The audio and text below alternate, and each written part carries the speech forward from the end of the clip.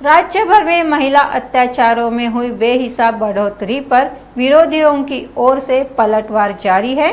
इसी बीच बदलापुर के स्कूल में बच्चियों के कथित यौन उत्पीड़न के मामले ने अब राजनीतिक रुख ले लिया है। ठाकरे गुट नेता संजय राउत ने भी इस मामले में तीखी प्रतिक्रिया दी। आज जलगांव में पत्रकार परिषद में बोलते हुए उन्होंने सुरक्षा के मामले में महाराष्ट्र सरकार को घेरा। बदलापूरचा जे दुर्घटना आहे, दोन लहान मुलींवर जे अत्याचार झाले त्या संदर्भात 12 दिवसानंतर 12 दिवस ती महिला फिरत होती। पोलीस गुन्हा नोंदवायला तयार नव्हते, कारण ती शाळा जी आहे ती शाळा सत्ताधाऱ्यांच्या संदर्भातल्या माणसांची। मी असं म्हणत नाही की संस्थेचे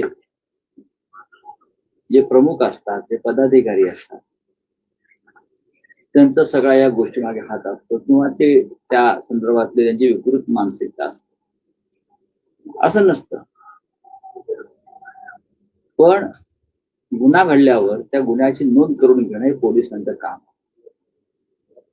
फक्त आमची संस्था बदनाम होईल म्हणून तुम्ही अशा प्रकारच्या गंभीर गुन्ह्याची नोंद करण्यापासून कोणाला रोखत असाल आणि त्यासाठी तुम्हाला पोलीस मदत करत असतील आणि पोलिसांवर दबाव असेल तर तो अत्यंत गंभीर गुन्हा आहे।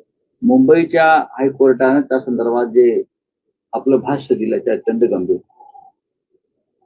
ते अत्यंत गंभीर आहे। तुम्ही पहा, तुम्हाला राज्य करण्याचा अधिकार नाही।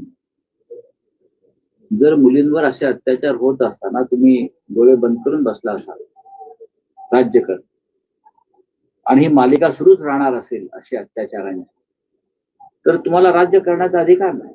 अशा प्रकारची भूमिका न्यायालयानं मांडली आणि ह्या संपूर्ण प्रक्रियेमध्ये गुन्ह्याच्या पोलीस सुद्धा तेवढे जबाबदार आहेत। ठाण्यातले पोलीस, खास करून ठाणे, कल्याण, डोंबिवली, पालघर, हे पोलीस नसून हे मेंढे गँगचे सदस्य आहेत। सगळे पोलीस अधिकारी, आयुक्तांपासून सगळे, ते आपलं काम जे आहे कायद्याच्या रक्षणाचं किंवा राज्य कायद्याने चालावं यासाठी जी त्यांनी शपथ घेतली असते, हे खाकी वर्दीतले हे निर्जीव लोक आहेत। त्यांच्या अंगावर फक्त खाकी वर्दी आहे म्हणून या ठाण्यातल्या पोलिसांना आम्ही पोलीस म्हणतो।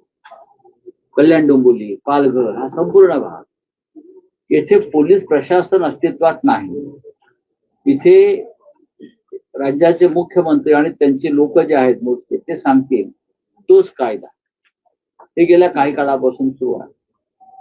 आणि राज्यामध्ये अनेक जिल्ह्यामध्ये पोलिसांना घरगड्यासारखं वागवलं जातं। अशी परिस्थिती जेव्हा निर्माण होते एखाद्या राज्यामध्ये, तेव्हा कायदा आणि सुव्यवस्था याबाबत अराजक निर्माण होतं।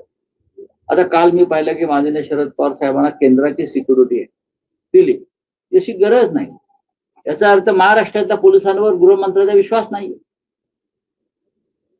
जर तुम्हाला माननीय शरद पवार यांच्यासारख्या नेत्याला केंद्रीय सुरक्षा द्यावी लागते महाराष्ट्रात, तुमचंच राज्य आहे, 50-60 CRPF जवान त्यांच्याबरोबर राहणार, याचा अर्थ महाराष्ट्राचे पोलीस हे जसं आमच्या मुली बाळींचं रक्षण करू शकत नाही, त्याच पद्धतीनं आमचे जे प्रमुख नेते आहेत त्यांचे रक्षण करू शकत नाही, याच्यावर केंद्र सरकारनं मोहर उठवली आहे की तुमचे पोलीस कुचकामी आहेत, तुमची यंत्रणा कुचकामी आहे।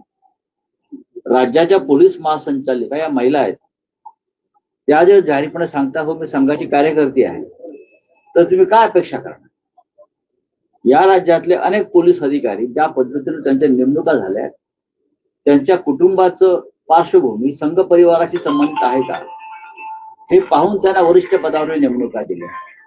ही जर कर्तव्यदक्ष अधिकाऱ्यांची क्वालिफिकेशन असेल तर इतर पोलीस अधिकाऱ्यांमध्ये एक प्रकारची निराशा आणि नाराजी पसरणार आणि संपूर्ण राज्यामधलं पोलीस खातं हे भ्रष्टाचारानं बरबटलाय। कारण पैसे दिल्याशिवाय बदली आणि बढती होत नाही।